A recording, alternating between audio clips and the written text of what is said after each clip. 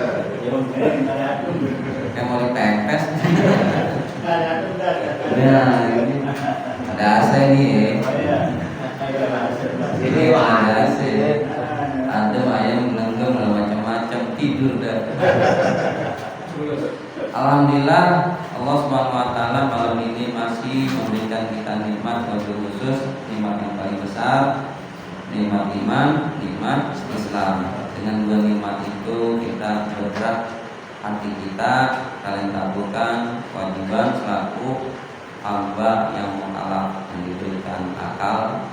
Beda dengan hewan, maka kita disuruh bersyukur. Di antaranya kita beribadah menuntut ilmu. Salam dan salam kita aturkan kepada junjungan kita Nabi besar Muhammad SAW, kepada para keluarganya, para sahabatnya, sampailah ketika kita sekalian. Amin ya rabbal alamin. Kurban itu, alhamdulillah kemarin kita ada sunnah kurban. Kepengurusan itu menjalankan sunnah kurban 3. Pertama, sunnah kurban syariat. Dari dulu sampai sekarang kebanyakan kita jalaninya sunnah kurban syariat. Apa itu? Mandangnya ke daging. Mandangnya ke daging. Sampai-sampai yang sunnah kurban dapat 1/3. Kenapa? Karena mandangnya ke daging. Menjelang terus kita beribadah. Tahapan yang kedua, ibadah secara sunnah kurban. Ibadah sunnah kurban secara qalqah, yaitu pengorbanan bukan daging tetapi ruh kita. Ruh. Takarrubnya kepada Allah SWT bukan daging tapi ruh. Kenapa bisa begitu? Karena kalau kita ngarepin daging patungan 39 4.000, enggak, mendingan dosa patungan sapi, beli aja ke pasar lebih banyak. Dan kalau syariat udah capek, ingin tulang, jeroannya. Kalau pengen daging ya, mendingan ke pasar, lebih banyak. Makanya panitia itu harus berubah dikit-dikit, jangan ke syariat mulu. Kenapa? Karena udah pincang. Pincangnya apa? Orang kebanyakan mau daging sapi, kambing, ogar. Kok bisa begitu? Karena jalaninnya selalu ke syariat, ke daging.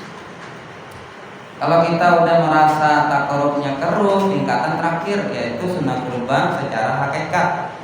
Apa itu? Kita buang sifat-sifat kebinatangan pada diri kita. Ini intinya. Makanya kalau sampai rebutan biji peler, buntut itu, pakai berantem, nah itu udah bukan hakikat lagi, itu udah syariat rebutan. Nah di zaman Al-Imam Ghazali Qadal Sirop udah ke Toriko. Artinya orang yang sunnah kurban gak dapat sepertiga, gak dapat sepertiga, karena udah bidangnya ke pengorbanan ruh. Dagingnya gak dapat sepertiga. Nah tingkatannya seperti itu. Cuman pada zaman sekarang jarang orang jalani seperti itu. Kebanyakan ya panitia aja sunnah kurbannya syariat aja udah sepertiga gitu.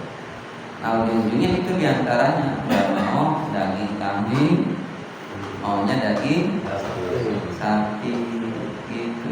Kasihan kambing. Padahal Nabi sunnahnya kibas bukan sapi. Kok zaman sekarang kembali maunya sapi, kibas, kambing, jarang yang mah. Nah ini pincangan. Kok bisa terjadi seperti itu? Karena tidak ada panitia peningkatannya ke Toriko. Coba panitia, para jamaah yang sunnah kurban, sekarang pengurus di panitia menjalankannya sunnah kurban secara Toriko, yaitu tingkatan yang kedua syariat Toriko. Apa itu? Pengorbanan ruh. Karena ini pengorbanan ruh, maka orang yang sunnah kurban nggak dapat daging, dia ikhlas total. Berani begitu tahun depan. Baju agak sesat. Padahal begitu. Jadi ada yang tabu-tabu, tapi zaman sekarang dijalannya agak susah juga. Padahal itu syariat, padahal itu hukum. Di antaranya lagi nikah hakikat. Nikah syariat ijab kabul, serah terima. Ada wali, dua saksi, ijab kabul mas kawin, nikah syariat. Nikah roh belum. Makanya kadang-kadang yang suaminya ibadah, istri kita mah main gaplek. Itu nikahnya syariat masih. Nikah hakikat belum. Banyak terjadi. Atau sebaliknya, istrinya rajin soleha, lakinya matanya lirik kanan kiri. Kenapa bisa terjadi? Karena nikahnya baru syariat, baru ijab kabul secara hukum fikih. Nikah hakikatnya merobitoh disebut. Merobitoh menyambungkan ruh kedua mempelai itu zaman sekarang jarang dikerjakan, bahkan bukan jarang lagi, dianggap tabu. Jadi dua itu dianggap tabu. Kalau kita gerakin, dianggap aliran besar. Padahal pedoman kita syariat, tarekat, hakikat, marifat. Cuman karena kebanyakan syariat aja, pas pindah ke makomnya toriko dianggap tabu. Pindah ke makomnya hakikat dianggap tabu. Begitu kedua tuh. Kenapa ini? Karena zaman sekarang nikah hakikat penting banget. Penting. Karena media-media makin canggih. Gak ada jaminan seorang istri itu di rumah, tapi sebenarnya gak di rumah. Main game, satu room, gak di rumah tuh. Papinya orang Malaysia jauh main duduk udah bisa satu room sekarang. Ini nggak jaminan seorang istri di rumah, kelihatannya di rumah, ternyata main curhat begitu kesimpulannya. Pada malam ini kita mengkaji bab kafalah, bab penanggungan, di antaranya arisan. Arisan ini termasuk bab kafalah. Akan hancur nggak jadi kafalah kalau tidak memenuhi syarat. Contoh, arisan tiba-tiba yang ikut arisan meninggal dunia. Yang jadi pertanyaan, apakah diganti apa dibebasin? Dibebasin. Nah itu yang benar. Maka disebut penebusan, itu kafalah. Tetapi kalau arisan meninggal dia ternyata turun ke anak-anak yang nerusin, nah itu bukan arisan lagi, itu menjadikan utang. Utang, mendingan gak usah ikut arisan kalau begitu mah, ngajarin utang. Makanya kalau arisan itu mau ke bab utang apa mau ke bab kafalah. Kalau mau ke kafalah itu yang meninggal dunia diputihin, dibebas, baru disebut kafalah. Tetapi kalau sampai ahli warisnya anaknya suruh nerusin, bapaknya meninggal ikut arisan suruh nerusin, maka jatuhnya bukan kafalah lagi tapi ngajarin utang. Kalau sini enggak kan begitu diputihin kan? Putihin. Nah benar gitu. Berarti kafalah. Nah kafalah ini penanggungan bil badani jaizatun, menanggung badan seseorang itu dibolehkan. Idza kana 'alal maquli bihi haqqun li adami, apabila yang ditanggung itu mencakup hak adami. Yang mencakup hak adami bukan hak Allah, boleh kita tanggung, disebut saling tolong menolong dalam kebaikan dan takwa. Akan disebut kafalah. Cuman syaratnya hak adami, bukan hak Allah. Kalau hak Allah nggak bisa ditanggung, nggak bisa dikafalah. Al-madhabu, menurut pendapat madhab Al-Imam Syafi'i, Maliki, Hanafi, Hambali, sihatu kafalatil badani, sah menanggung seseorang, badan seseorang ditanggung. Dibakin nasi ala dzalika, untuk manusia itu jadi dia ada ketetapan. Liaji masil hajat ilaiha, menjadi arah-arah kebutuhan hidupnya. Karena ada orang yang receh sama kebaikan, walaupun gak disuruh. Jawabin ada di sana dia, bersihin musola ada di sana dia. Pokoknya receh dalam kebaikan, dia receh, gak disuruh udah bagus tuh orang begitu receh. Nah ini di sini di kafalah penting tuh. Makanya satu ini kafalah imam tetap. Kenapa? Imam rawatib. Kenapa? Karena dia 24 jam ada di musola di masjid. Itu dia tuh. Kedua, merebot. Karena dia 24 jam ada di. Kadang-kadang kita nyalain orang. Ini maghrib subuh kemana imamnya sih? Tahu kemana? Mana sih nih imam? Sholat sepi, tadi imamnya. Lagiannya nggak dipikirin. Namun dia makan batu. Gitu. Makanya syariat mengatur. Di situ ada kafalahnya. Kalau dia nggak diadakan kafalah, maka dia usaha-usaha buat dirinya, buat keluarganya, otomatis dia nggak bisa bagi waktu. Nggak bisa di situ. Ada kan kafalahnya. Dengan syarat hak adami. Wala yustaratul ilmu bi qadri ma 'alal maqfuli, dan tidak disyaratkan mengetahui ukurannya.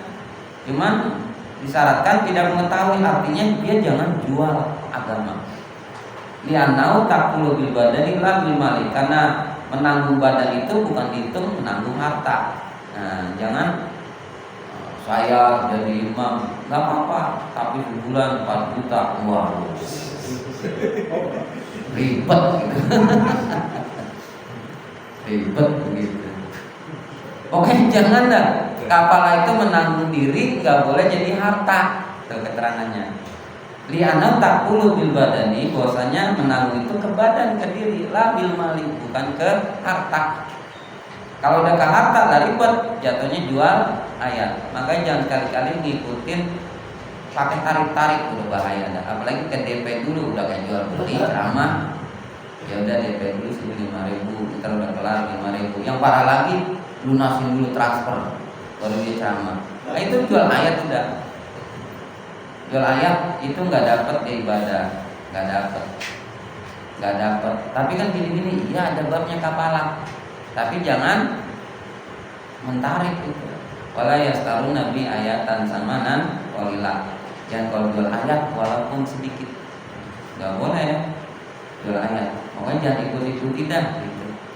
Cari, jangan ada penetapan aja dia minta sekian-sekian itu udah beres.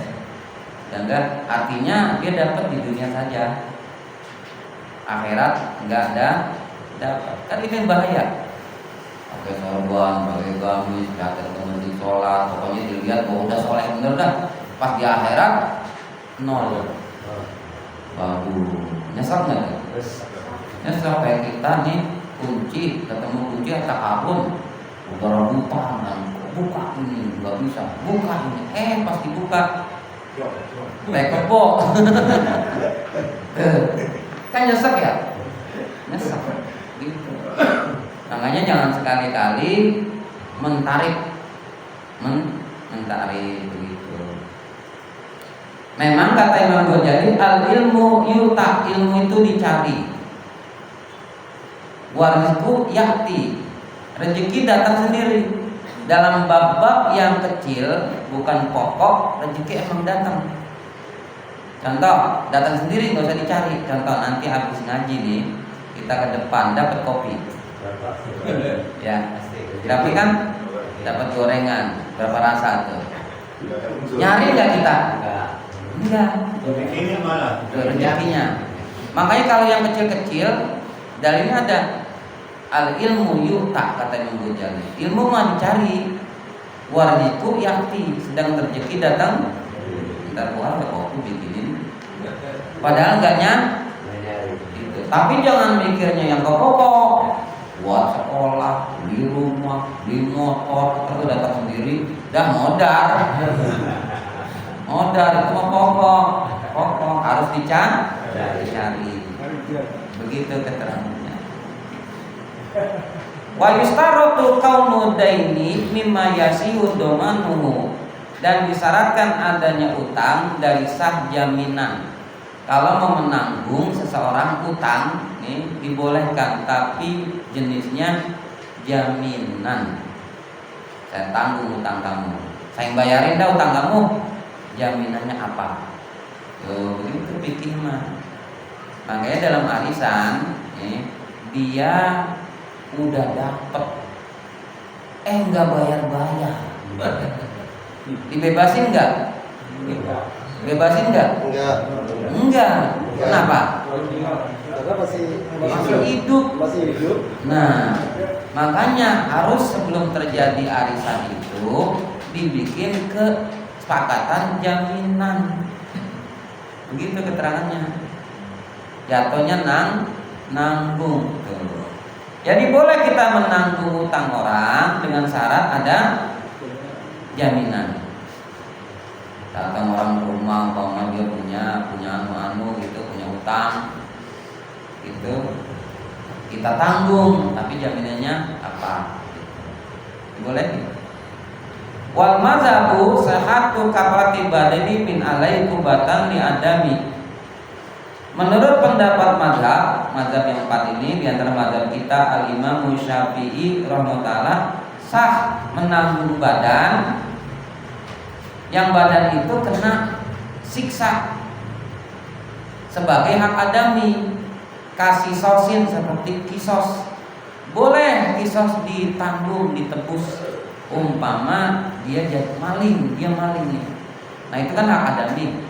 Dalam hukum fikih, hukum Islam, kalau maling tangannya dipotong. Tiba-tiba bapaknya ngomong jangan dipotong, saya tanggung berapa duit. Boleh nggak? Boleh. Karena masih hak adami antar manusia. Atau ada orang narkoba ditangkap sama polisi, ada penanggungan ditebus, boleh nggak? Boleh. Karena hak adami. Yang nggak boleh yaitu zina. Nah, karena zina itu bukan hak adami tapi hakullah, hak kepada Allah. Ada perjaka atau perawan dia berzina, dalam fikih dikatakan Al-Quran fajlidu mi'ata jildah, cambuklah dia 100 cambuk. Tiba-tiba saya tebus dah cambukannya, gak usah cambuk, boleh nggak? Enggak. Kenapa enggak? Karena bukan hak adami, hak Allah. Atau janda, budak, ya berzina, ketahuan, ada bukti. Nah, dalam hukum Islam dipendem, palanya doang kelihatan. Setiap orang lewat disambitin sampai meninggal. Tiba-tiba ada yang datang, saya tebus, boleh nggak? Enggak. Kenapa? Karena bukan hak adami, hak Allah. Tuh, begitu. Jadi kalau zina itu bukan hak adami, tapi kalau mencuri, nah itu hak adami. Begitu keterangannya. Wal qawl bi syati nabi dzalik wa kama tasihul kafalatu bi badani syaksin, sebagaimana sah menanggung badan seseorang, kada tasihu kafalatil kafili, sebagaimana begitu juga menanggung tanggungan yang ditanggung. Balkana man wajaba alaihi huduru majlisil hukmi inda talibil haqqi adami, dan akan tetapi menjadi wajib dia hadir ke majelis hukum menetapkan inda talabi, tatkala ada tuntutan di haqqi adami, hak adami. Jadi harus dikumpulin.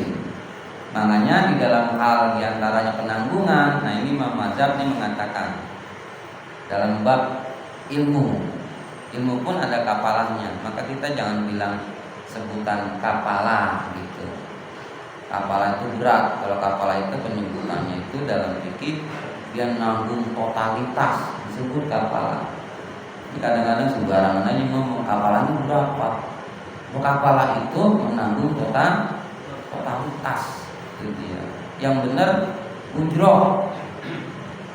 Yang benar ujroh, bukan kapalah. Sini dikatakan nih ngaji orang meninggal hukumnya bagaimana, ngajar kayak ta'lim begini nih hukumnya bagaimana. Di sini dikatakan fa'amma ta'limul ilmi bi ujrotin, adapun ngajarin ilmu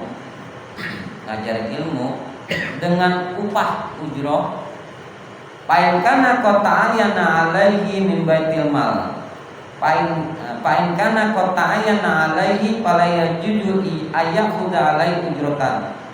Kalau dia menentukan maka nggak boleh dia dikasih.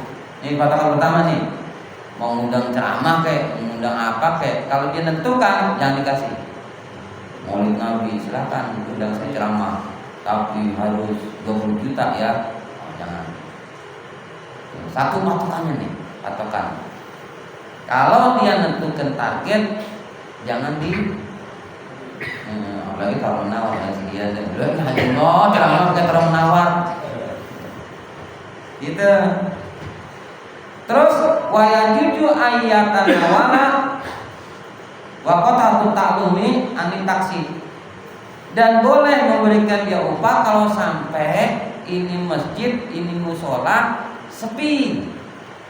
Umpama nih imamnya dia aja, nggak ada yang lain. Nih imamnya ini mau nggak mau dia keluar cari nafkah, otomatis masjid, musola, nah itu dipikirin, sebut kafalah. Dengan syarat imamnya jangan netepin harga, begitu. Sama orang meninggal dunia. Orang meninggal dunia boleh nggak dikasih ujroh? Boleh, karena pahalanya bukan buat yang baca, tapi buat yang meninggal dunia boleh. Dengan syarat lagi jangan netepin, itu patokannya. Jangan netepin. Dan ini keterangan begini, satu inda Maliki, menurut Imam Maliki, wa Syafi'i, Imam Syafi'i, wa Ahmada, Imam Ahmad, wa jumhuril ulama, dan jumhur kebanyakan ulama. Jadi 4 imam itu membolehkan, cuma dengan syarat jangan meminta menetapkan. Kedua itu. Yang kedua, kalau dia ini sampai nggak ada mata bahaya musola atau masjid, maka di situ dibentuklah. Dari mana yang paling utama pada zaman salafus saleh? itu pengambilannya dari Baitul Mal. Makanya sekali lagi diantaranya kapalah nih anak yatim. Dalam fikih nggak ada penyebutan piatu, nggak ada dalam fikih yatim piatu. Ara'aital ladzi yukadzibu biddin fadzalikal ladzi yadul. Ada memang yadul yatim piatu. Nggak ada dalam fikih. Bapaknya nggak ada yatim, ibunya nggak ada yatim. Gara-gara siapa sih pakai piatu? Ya, dalam fikih nggak ada bapaknya yatim, nggak ada ibunya yatim. Cari sampai dimanapun mana ada sebutan piatu. Fa'amal yatimu fala takhar. Ada fa'amal yatimu wa fa'amal yatim piatu fala. Enggak ada. Yatim itu enggak ada bapaknya disebut, enggak ada ibunya disebut. Nah, ubah tuh, ubah. Enggak ada penyebutan yatim. Kalau ibunya doang itu yatim, kalau bapaknya baru piatu. Enggak ada dalam fikih itu mau bapak mau ibu maka disebut ya yatim. Udah gitu. Kalau berani juga sampai nyebutin piatu, tambahin surat Al-Maun. Yatul yatim piatu. Wah, ditangkap sama main UI. Enggak ada ya. Fikih begitu, enggak ada penyebutan piatu. Ya segitu aja. Mungkin bagi kurang paham silakan bertanya. Ustaz, tanya nih. Yang pertama saya tanya jika warikot itu seperti apa? Hakikat. Pokoknya di atas hari ada tadi apa Mas? Hakikat. Terus yang kedua, boleh gak kita tanggung orang tersebut tanpa jaminan? Nah, tadi kan Ustaz bilang harus pakai jaminan. Boleh gak kita tanggung tanpa jaminan? Ya.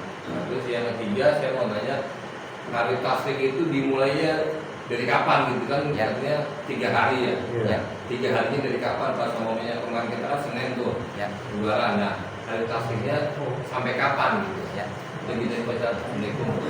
Waalaikumsalam. Pertama, nikah secara hakikat adalah marobitoh, menyatukan ruh dengan apa? Dengan syahadat, 2 kalimat syahadat. Dengan apa lagi? Mengijazahkan surah Al-Quran. Tetapi kebanyakan mengijazahkan Al-Fatihah. Nah, kalau ruhnya tersambung, insya Allah nih suaminya pusing, mak bini itu pusing. Suaminya panoan, istrinya juga. Karena ruhnya udah nyambung. Jadi merobitoh menyambungkan dengan 2 kalimat syahadat dan mengijazahkan surah Al-Quran. Kebanyakan Al-Fatihah. Al-Fatihah. Terus yang kedua, bagaimana kalau nggak ada dengan jaminan? Maka jatuhnya udah ke hakikat. Bagus, jatuhnya nolong bener, bukan kepikir lagi. Membebaskan, otomatis kita dapat pahala besar. Kalau kepikirnya ya harus ada. Kalau nggak ada, bagus, ikhlasin aja. Kalau orang itu benar-benar nggak mampu. Yang ketiga, hari tasrik menurut Imam Maliki 3 hari dihitung dari Lebaran. Senin, Selasa, Rabu. Menurut Imam Syafi'i dihitung sesudah Lebaran. Senin berarti Selasa, Rabu, Kamis. Nah, berarti Imam Syafi'i ada 4. Lebaran, Senin, Selasa, Rabu, Kamis. Imam Syafi'i. Imam Maliki dihitung Lebaran. Senin, Selasa, Rabu, 3 hari. Kalau Imam Syafi'i paling banyak dihitungnya sesudah sholat tambah 3 berarti 4. Kalau Imam Maliki dihitungnya pas sholat begitu. Kita mazhab apa? Nah berarti kita enak nambah di 4 hari. Begitu keterangannya. Ya mungkin satu lagi sebelum ngopi satu lagi. Ya ada. Saya tutup. Subhanallah.